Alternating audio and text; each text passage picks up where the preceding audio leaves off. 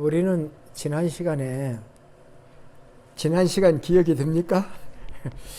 지난 시간에 내 안에 성령님이 사시는 것에 대해서 얘기를 했어요. 누군가가 우리 집에 방문하는 것만 생각해 봐도 누가 방문한다면 목적이 있죠. 마찬가지로 성령이 방문만 하는 게 아니라 내 안에 거주한다고 하면 그게 성령의 내주잖아요. 성령이 내 안에 산다는 게 내주하신다. 성령이 잠깐 왔다 가시는 게 아니라 내 안에, 내 인격 안에, 내 마음 안에 사신다고 했을 때 성령이 그냥 오셔서 사시는 건 아닐 거 아니에요. 목적이 있지 않겠느냐, 그런 얘기입니다.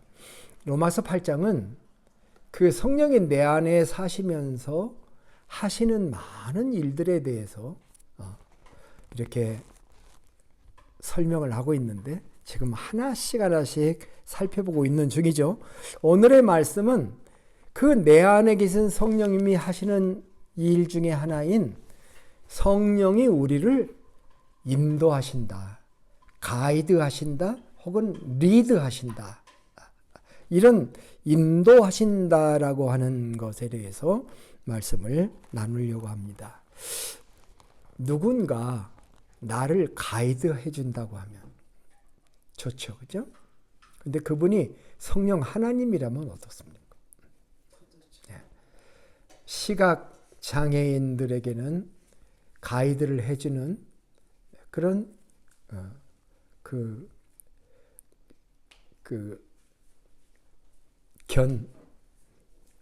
뭐라고 해야 되나? 안내견이 있지 않습니까? 그것처럼. 그러면 그게 눈이 되어주는 거잖아요. 근데 내주하시는 성령 하나님께서 우리를 안내해 주신다. 나한테는 인도자가 있다. 나한테는 길을 가이드해 주는 인도자가 있을 뿐만 아니라 내 인생을 인도해 주는 멘토가 있다. 이렇게 한번 여러분이 생각해 보신다면 참 놀라운 거죠.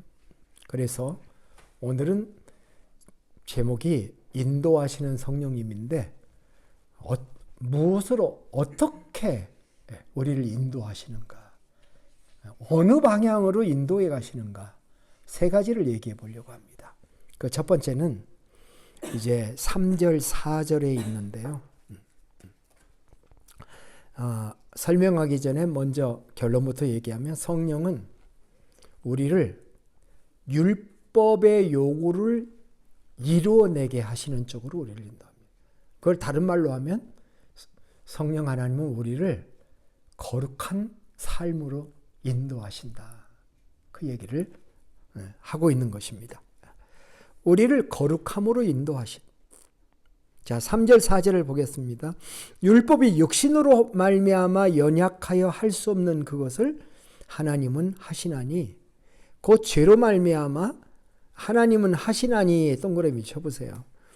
곧 죄로 말미암아 자기 아들을 죄 있는 육신의 모양으로 보내어 육신의 죄를 정하사 육신을 따르지 않고 그 영을 따라 행하는 우리에게 율법의 요구가 이루어지게 하려 하심이니라. 자, 여기서 눈에 확 들어오는 몇 가지 단어들이 있는데 첫 번째는 하나님은 하시나니 라는 단어예요. 하나님은 하신다. 그 영어 성경에 God did. 하나님은 하셨다. 하나님이 하시려는 일이 무엇이라고 말씀을 하고 있냐면 육신이 못하는 일을 하나님은 하신다. 우리 육신이 연약해서 율법의 요구를 우리가 만족을 못 시켜. 맨날 율법에 걸려. 그런데 하나님은 하신다는 거예요. 어떻게? 우리가 육신이 연약해서 할 수 없는 그것을 할 수 있도록 하신다는 거예요. 어떻게? 참 놀랍죠? 그 방법이 뭐냐면 자기 아들을 죄 있는 육신의 모양으로 세상에 보내는 것이었어요. 우리가 예수님의 사역을 단순히 그의 보혈로 우리의 죄를 사해해 주시는 것이다라고까지만 생각하면 안 됩니다. 그거보다 더 커요. 예수님이 내 죄를 위해 죽어주셨기 때문에 율법의 요구가 채워져서 우리가 죄사함 받고 의롭다함을 얻었다. 딱 거기까지다. 그것이 아닙니다. 하나님의 마음속에는 더 큰 것이 있습니다. 율법이 못한 것, 율법의 요구가 이루어지지 않은 그것을 예수님을 보내서 우리가 율법의 요구를 이루어지는 삶을 살 수 있도록 우리를 이끄신다. 인도하신다. 그게 지금 성경이 말하고자 하는 것입니다. 그것이 성령님이 하시는 일이에요. 예수님이 나의 죄를 위해 죽으시고 나를 의롭다 하셨지만 우리의 실제의 삶에서 그 거룩한 삶을 살아갈 수 있도록 하기 위해서 성령님이 하나님이 예수님을 보내셨고 그 예수의 영이신 성령님이 우리 안에 들어오셔서 이제는 죄사함만 받은 게 아니라 실제 율법의 요구가 이루어지는 삶을 살 수 있도록 우리를 인도하시려고 오셨다. 이해가 되시죠? 네.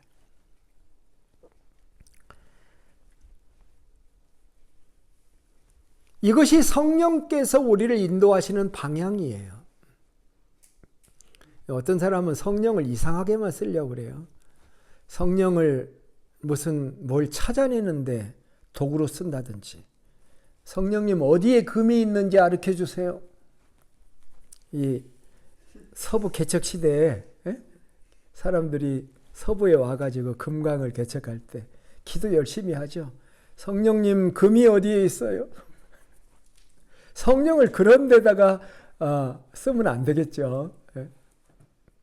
성령님이 우리 안에 오신 가장 근본적인 목적이 뭐냐?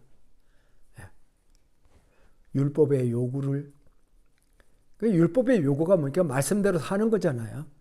말씀대로 살아낼 수 있는 일에 도움이 되도록 하기 위해서 거룩한 삶을 살아갈 수 있게 하기 위해서 성령께서 우리 안에 오셨다. 지금 그 얘기를 하고 있는 거 아닙니까?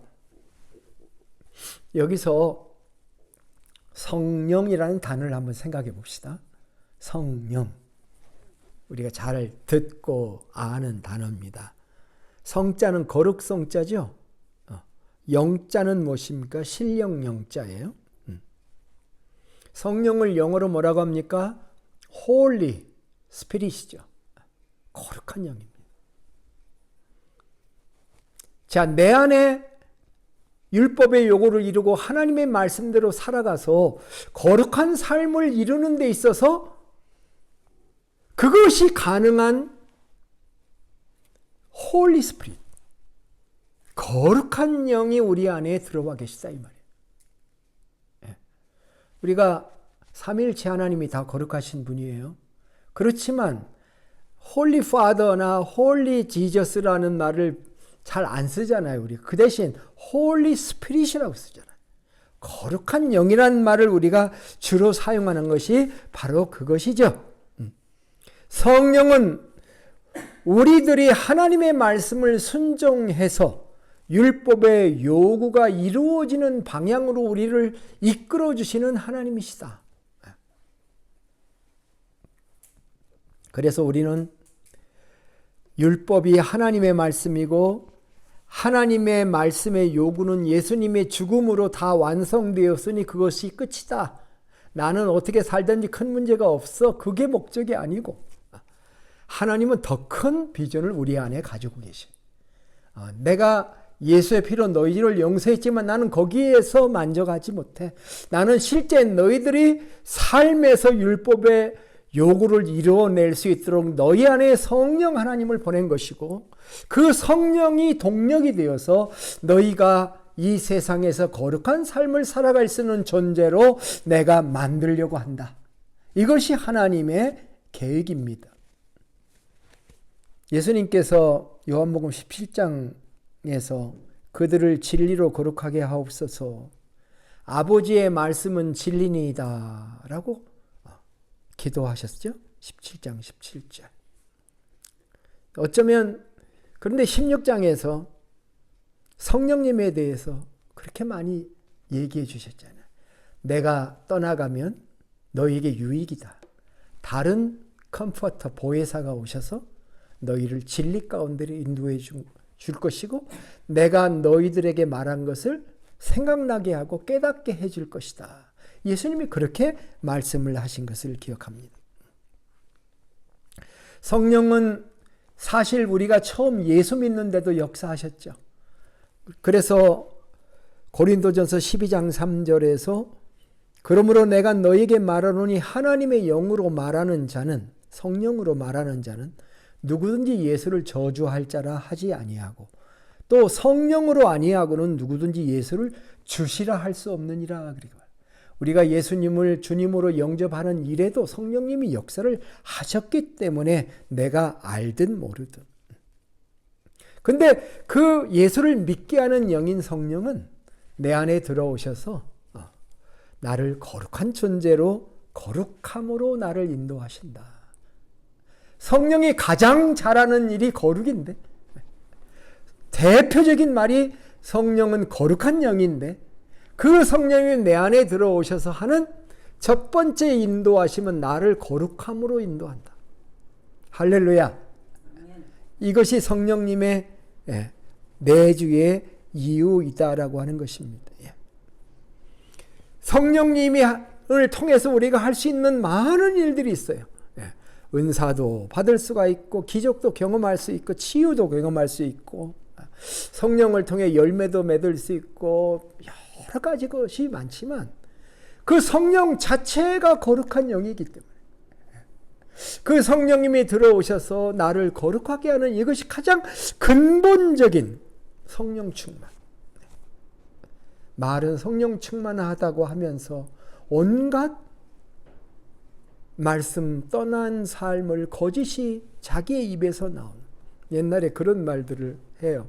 성가대가 찬양을 막 주일날 거룩하게 찬양을 하는데 그 성가대가 나가서 얼마나 성가대원들이 세상에 나가서는 그러니까 이 더러운 말들을 쏟아내고 있는지. 그러면 안 되잖아요. 그죠?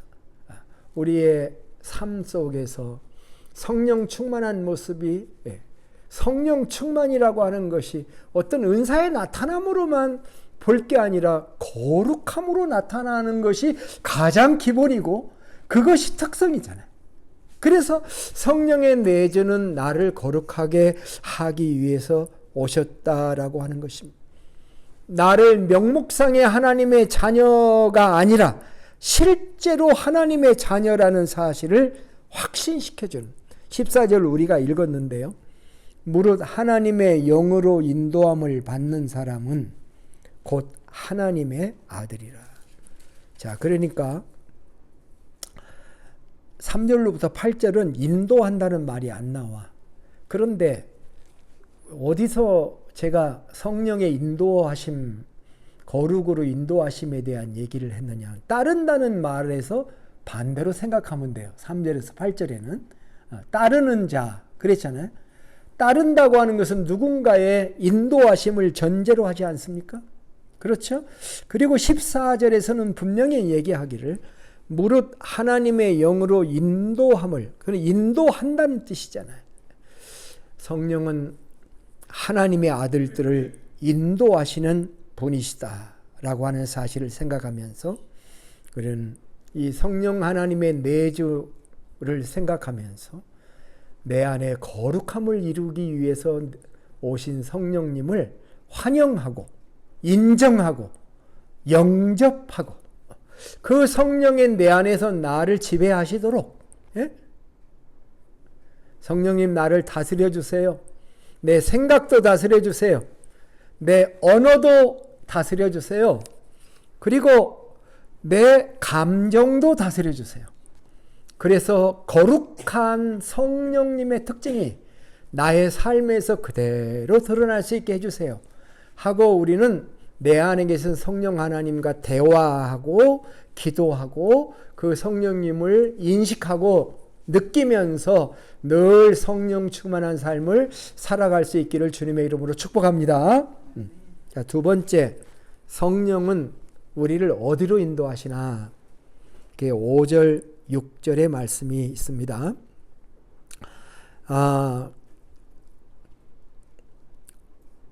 육신을 따르는 자는 육신의 일을, 영을 따르는 자는 영의 일을 생각하나. 여기도 따른다는 표현이 나오죠, 그죠?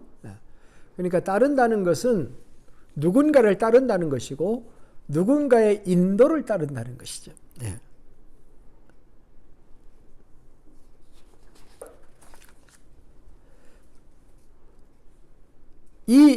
이 영어 구절 보면 육신을 따르는 자는 육신의 일을, 영을 따르는 영의 일을 생각한다. 생각에 대한 얘기가 나옵니다. 이 구절을 NIV 성경으로 읽어보면 이렇게 돼 있더라고요. 마인세트라고 하는 그 단어를 써요. 마인세트. 그래서 죄의 본성을 따라 사는 사람들은 그 본성이 원하는 것에 마음을 둡니다. 마인세트를 거기에 둔다는 거예요. 영어를 한글로 번역하면 또 영어 맛이 또 안 나요. 그러나 영에 따라 사는 사람은 영이 원하는 것을 마음에 둡니다. Those who live according to the simple nature have their mindset on what that nature desires. But those who live in accordance with the Spirit have their mindset on what the Spirit desires.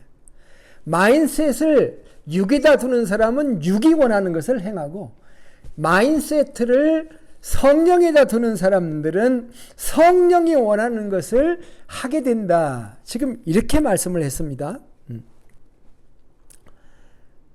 자, 그런데 그거는 이제 첫 번째 대지인 거에 속하는 것이고, 이 두 번째 대지인 생명과 평안이라는 이 단어가 6절에 나오는데, 6절을 봅시다. 육신의 생각은 사망이요 영의 생각은 생명과 평안이니라. 한번 따라서 합시다. 생명과 평안. 성령이 우리 안에 내주하시면서 우리를 이끄는데 어디로 이끄냐면은 생명과 평안으로 이끈다라고 하는 것입니다. 생명과 평안. 이 두 단어는요, 이중적 의미가 있습니다. 그리고 현실적인 의미를 가지고 있습니다. 생명하면은 보통 생명을 둘로 나누죠. 육체 생명과 영적인 생명으로 나눕니다. 여기서 말하는 생명은 육체 생명을 말하는 게 아니라 영적인 생명, 흔히 헬라어를 쓸 때 조에라고 하는 조에의 생명, 영적 생명을 얘기합니다. 평안이 우리의 마인세트하고 연관이 되어 있잖아요. 그것처럼 생명과 평안으로 하나님의 성령은 내 안에 들어오셔서 우리를 이끌어갑니다. 그런데 그 생명은 육체 생명이 아니라 날마다의 생명, 생명감, 생명력. 어떻습니까? 여러분 오늘 살아있는 느낌? 내가 살아서 기쁘다. 내가 지금도 사는 생명력이 있다. 하는 그런 신나다.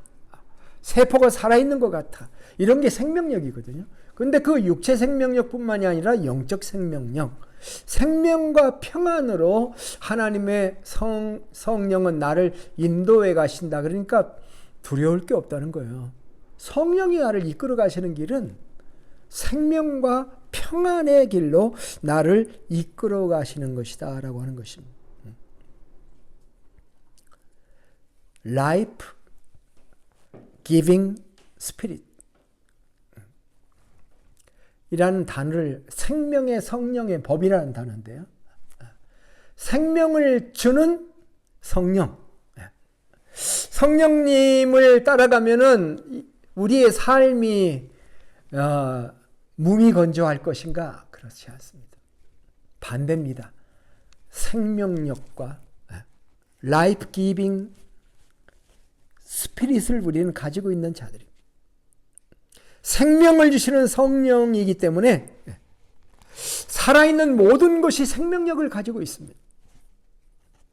이것이 우리의 생각과 굉장히 밀접한 관계가 있습니다. 생각. 보세요. 6절을 다시 보시면 육신의 생각은 사망이요. 영의 생각은 생명과 평안이래. 이거를 단순히 결과로만 보지 마세요. 육신의 생각을 하다가 나중에 죽는다. 영의 생각만 하면은 생명과 평안이 나중에 온다. 그렇게 생각하지 말고 이 생각 안에 저는 이 말씀을 그렇게 봤습니다. 우리의 생각 안에 사망 같은 삶도 있고 생각 안에 생명력과 평안이 들어있습니다. 우리의 생각과 마음이 어디다 마인세트를 두느냐에 따라서 결과가 달라진다는 것입니다. 우리가 육신에다가만 집중하면요, 여러분, 육신에다만 자꾸 집중하면 우리가 점점 건강해질까요? 점점 안 건강해질까요? 네? 육신에마다 집중하면 우리가 육체를 단련해서 좀 더 살 수는 있습니다. 그죠? 그렇지만 육체의 생명만 가지고는 한계가 있잖아요. 그런데 육신에 집중하지 않고 우리 마인세트를 하나님의 성령에 집중할 때 우리의 생각 안에서 생명력이 생기고 평안이 주어진다. 지금 이런 얘기를 하고 있는 것입니다. 모든 것은 생각 속에 있습니다.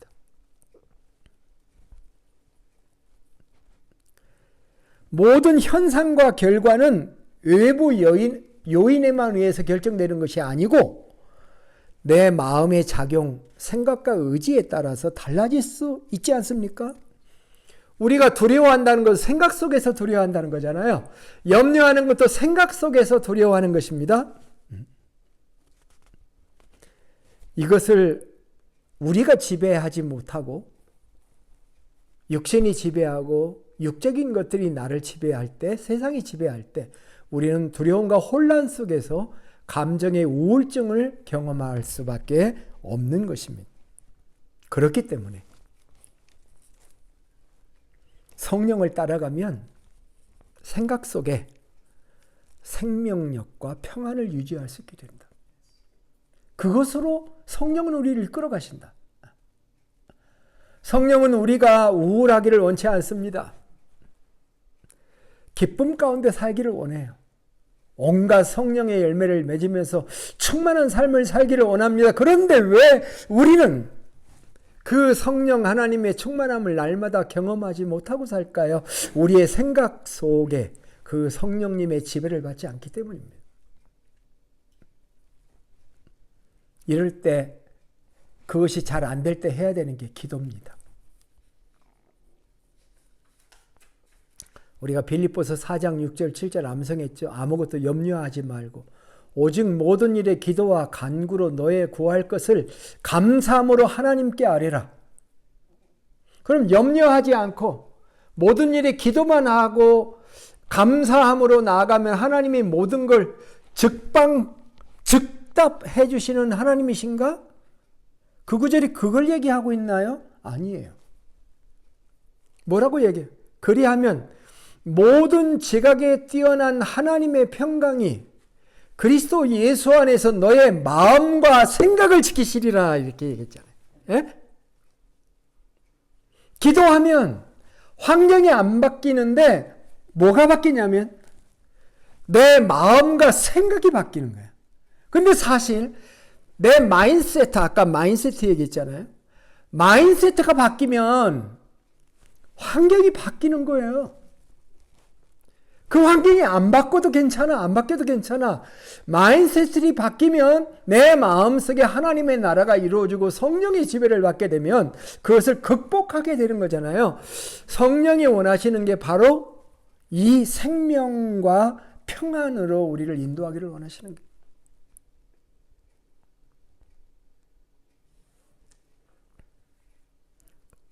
그 말씀이 어떻게 연결되냐면 이렇게 연결돼요. 끝으로 형제들아 무엇이든지, 그러니까 빌립보서 4장 6절 7절 다음 8절이 이렇게 시작하는 거예요. 끝으로 형제들아 무엇이든지 참되며 경건하며 오르며 정결하며 사랑받을 만하며, 무엇이든지는 지금 뺐어요. 칭찬받을 만하며 무슨 덕이 있든지 무슨 기름이 있든지 이것들을 생각하라. 생각하라. 자, 두 가지 성령님의 내주에 우리를 하셔서 우리를 인도하시는데 어디로 인도하시냐? 첫째는 거룩함으로 인도하고, 두 번째는 우리의 생각에 생명력과 평안을 가지도록 우리를 인도해 주시는 그런 성령님의 인도하심. 감사하죠? 예?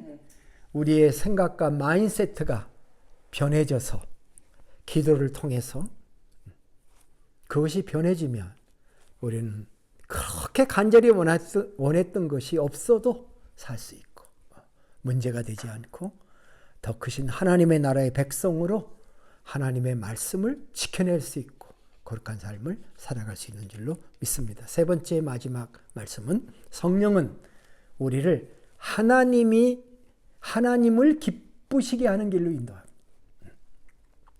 8절에 오늘 말씀이 있는데요. 7, 8절을 같이 이어서 읽어보겠습니다. 육신의 생각은 하나님과 원수가 되나니 이는 하나님의 법에 굴복하지 아니할 뿐 아니라 할 수도 없음이라. 육신에 있는 자들은 하나님을 기쁘시게 할 수 없느니라. 다시 말해서 하나님 성령에 있는 사람들은, 성령 안에 있는 사람들은 하나님을 기쁘시게 한다는 말이죠. 성령 하나님은 우리를 하나님을 기쁘시게 하는 길로 우리를 인도하신다. 이 명제에 대한 본문이 특별히 성령과 연관지어 있는 것으로 보이지는 않지만, 성령은 우리가 하나님의 법에 굴복하고, 그러니까 육신에 굴복하지 않고 하나님의 법에 굴복하고 하나님을 기뻐하시는 존재로 만들고 싶어 한다는 것이 이 구절에 그대로 보입니다. 성령은 우리와 하나님 사이를 중재합니다. 마치 성령이 우리와 예수 그리스도 사이를 중재하는 것과 똑같습니다. 성령이 하시는 일은 하나님과 그리스도를 위해 헌신하는 섬김의 일을 하신다고 말씀할 수 있겠습니다. 그렇습니다. 성령님이 주도하시는, 인도하시는 일은 하나님의 자녀들이 하나님을 기쁘시게 하는 삶을 살아가는 쪽으로 우리를 인도하신다라고 하는 것입니다. 성령이 목적하시는 것은 우리가 명목상의 하나님의 자녀다 하는 이름만 있는 게 아니라 날마다의 삶에서 생명력과 평안을 가지고 하나님의 말씀을 실천하면서 기쁘게 살아가는, 하나님을 기쁘시게 하는 자녀로 만들어가는 것이 목적이다. 멋지지 않습니까? 그렇게 우리를 거룩하게 만들어가는 일에 삼위일체 하나님은 지금도 동역하고 계시다고 하는 사실이 정말 찬양의 제목이 아닐 수가 없습니다. 우리가 거룩해지는 것도 참 중요하고, 우리의 마음과 생각 속에 평안과 기쁨이 존재하고 생명력을 가지고 사는 것도 중요하지만, 우리가 하나님과의 관계에서 하나님을 기쁘시게 하는 존재를 된다고 하는 것, 그것이 참 얼마나 중요한 것입니까? 우리가 어떻게 하나님을 기쁘시게 할 수 있을까요? 오늘 말씀을 묵상하면서 보면 우리가 하나님의 말씀 앞에 무릎을 꿇는 것을 하나님은 참 기뻐하십니다.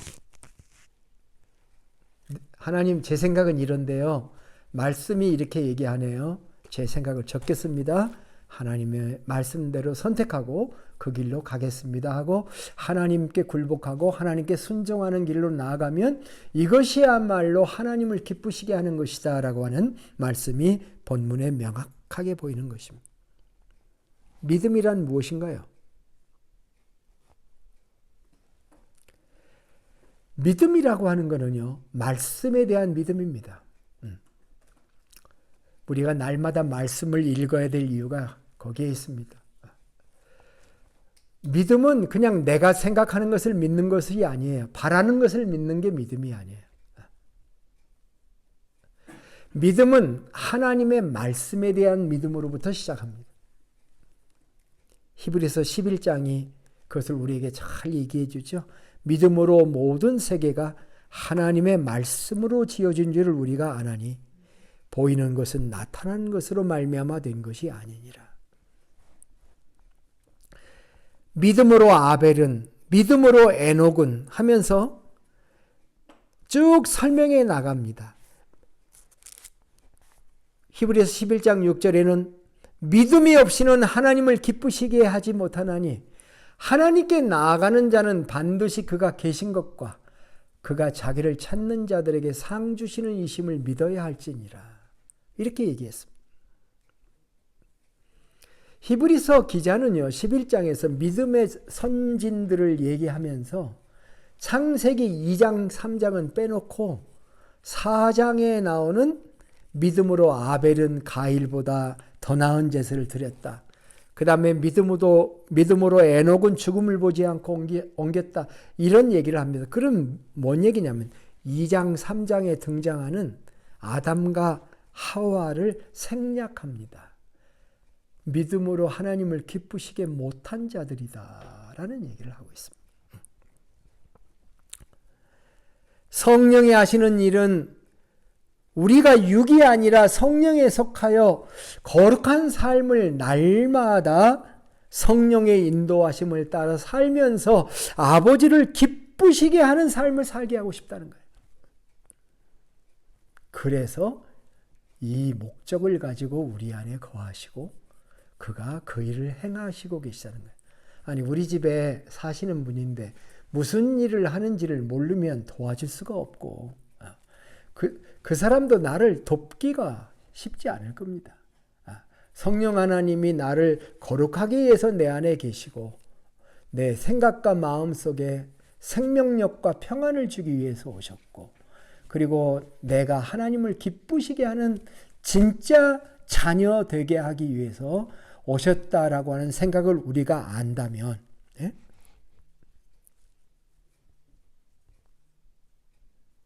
우리는 정말 그것을 인정해드리고 따라야 할 것입니다. 그분이 내 안에 계시는 분이시다라고 하는 것입니다. 시편 139편에 시인은 이렇게 얘기를 합니다. 내가 주의 영을 떠나 어디로 가며 주의 앞에서 어디로 피하리이까. 하늘에 올라가도 거기 계시며 지옥 스월에 내 자리를 펼지라도 거기 계시나이다. 내가 새벽 날개를 치며 바다 끝에 가서 거주할지라도 거기서도 주의 손이 나를 인도하시며 주의 오른손이 나를 붙드시리이다. 내가 혹시 말하기를 흑암이 반드시 나를 덮고 나를 두른 빛인 밤이 되리라 할지라도 주께서는 흑암이 숨기지 못하며 밤이 낮과 같이 비치나니 주에게는 흑암과 빛이 같음이니라. 참 철학적이고 멋진 그런 고백이에요. 흑암은 주님이 아닌 게 아니고 흑암도 빛도 다 주님 안에 있다. 주님이 내가 어디를 가든지 나와 함께 하신다. 이 시편 139편의 시를 보면 함께 한다는 개념이 위에 옆에 개념이에요. 제가 이해하기로는. 그런데 신약에 와서는 어떻습니까? 그 성령이 내 안에 계시잖아요. 이건 비교할 수 없는 시편 139편도 황홀한 고백이에요. 그렇다면 성령님이 내 안에 계신다고 하는 사실이 여러분은 왜 이렇게 황홀하지가 않게 느낀다면 이것은 뭔가 문제가 있는 것입니다. 내 안에 성령님이 거하셔. 근데 그분이 나를 거룩으로 인도하기를 기뻐하시고 내 마음과 생각 안에 생명력과 평안을 불어넣어 주기를 기뻐하시고 그분이 내가 하나님의 말씀을 순종하고 굴복해서 그 말씀 앞에 무릎을 꿇음으로 말미암아 하나님을 기뻐하는 존재로 만들게 하셔. 이거를 감격스러워하고 황홀감을 가지고 정말 어찌할 수 있는 기쁨을 소유해야 할 것입니다.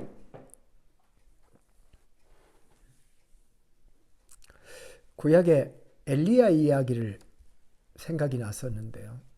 엘리야가 우리 지나왔죠. 열왕기상 19장에 나오는 얘기인데 이세벨의 저주를 피해서 도망쳤죠. 그죠?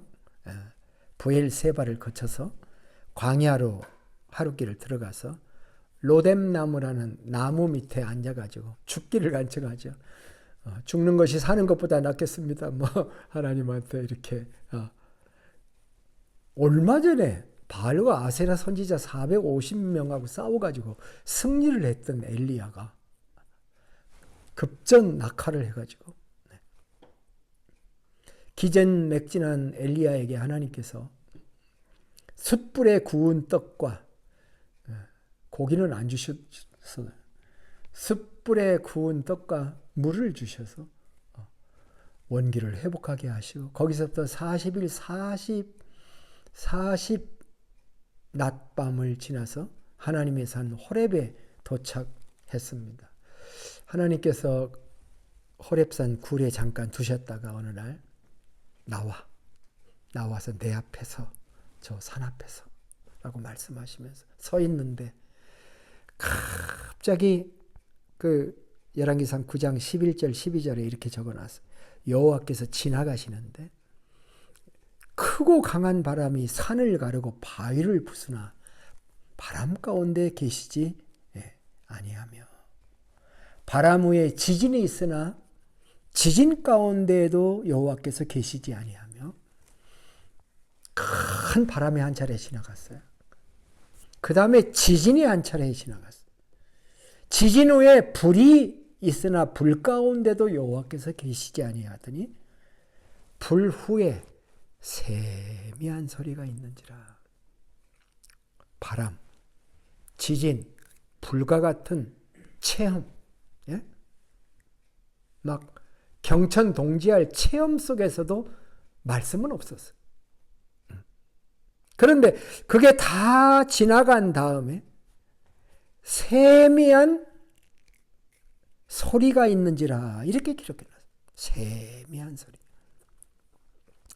공동번역 성경에는 그거를 조용하고 여린 소리라고 번역하기도 했고요. 현대인의 성경에 보면 부드럽게 속삭이는 소리. NIV는 그렇게 번역해요. A gentle whisper라고 번역을 했다. 조용하고 여린 소리. 우리는 이 사건에서 엘리야가 하나님의 인도하심을 받으려고 간절히 하나님을 찾는 모습을 봅니다. 좋게 2달은 걸려서 부엘세바 호렙산까지 와가지고 하나님의 말씀을 받습니다. 그러나 세미한 소리를 그렇게 해서 그가 들었죠. 그런데 제가 여기서 강조하고 싶은 것은 우리가 엘리야처럼 성지에 가거나 부엘세바를 가거나 호렙산을 가지 않아도 정말 우리가 하나님 앞에 무릎을 꿇고 그분의 음성을 듣기 위해서 말씀을 읽고 기도를 하고 조용한 시간에 성령 하나님께서 말씀해 주시는 세미한 소리를 들을 수 있다는 얘기를 하고 싶습니다. 왜 그 수많은 기회를 찬스를 놓치는 겁니다. 신앙생활은 주일날 교회에만 나오는 것이 아닙니다. 날마다의 삶에서 하루에 30분이라도 주님과 함께하고 주님의 말씀 앞에 서서 모든 기기를 꺼놓고 성경 읽으려면 기도하려면 전화도 꺼놓든지 어디다가 처박아 놓든지 그래야 됩니다. 누가 놓고 해도 열지 말고. 정말 하나님의 음성을 듣고 주님의 인도하심을 들을 수 있는 길, 내 안에 성령님으로 와 계시고 있다는 이 사실을 우리가 인정하면서 성령님의 인도를 받는 삶을 살 수 있어야 된다, 이 말씀을 하고 있는 겁니다.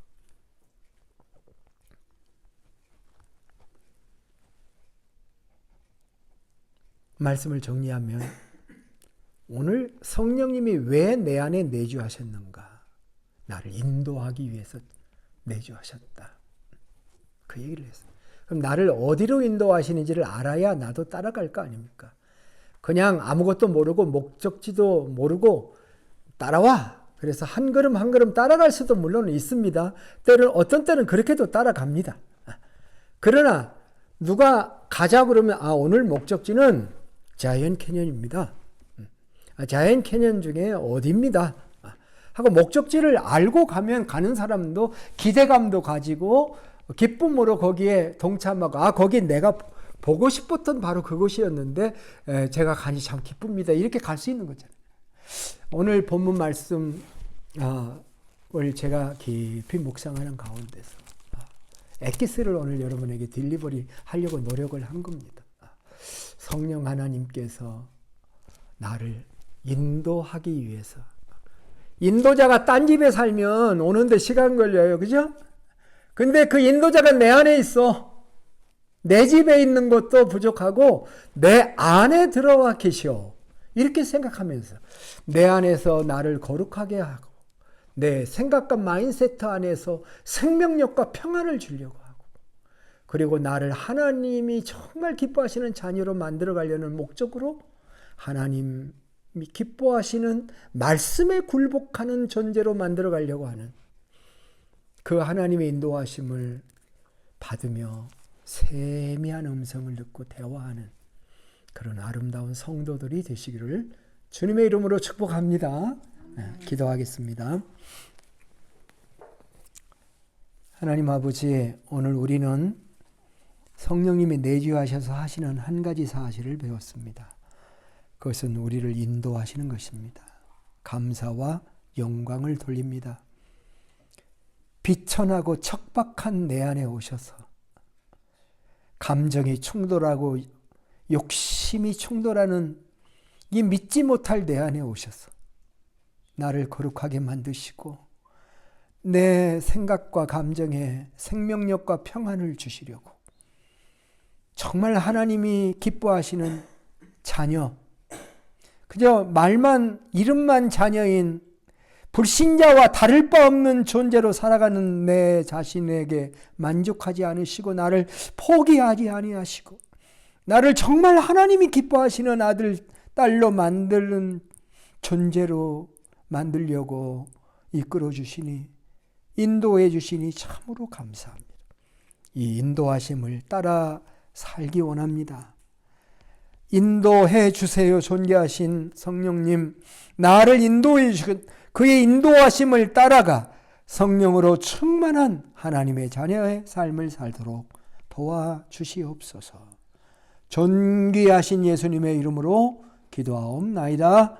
아멘.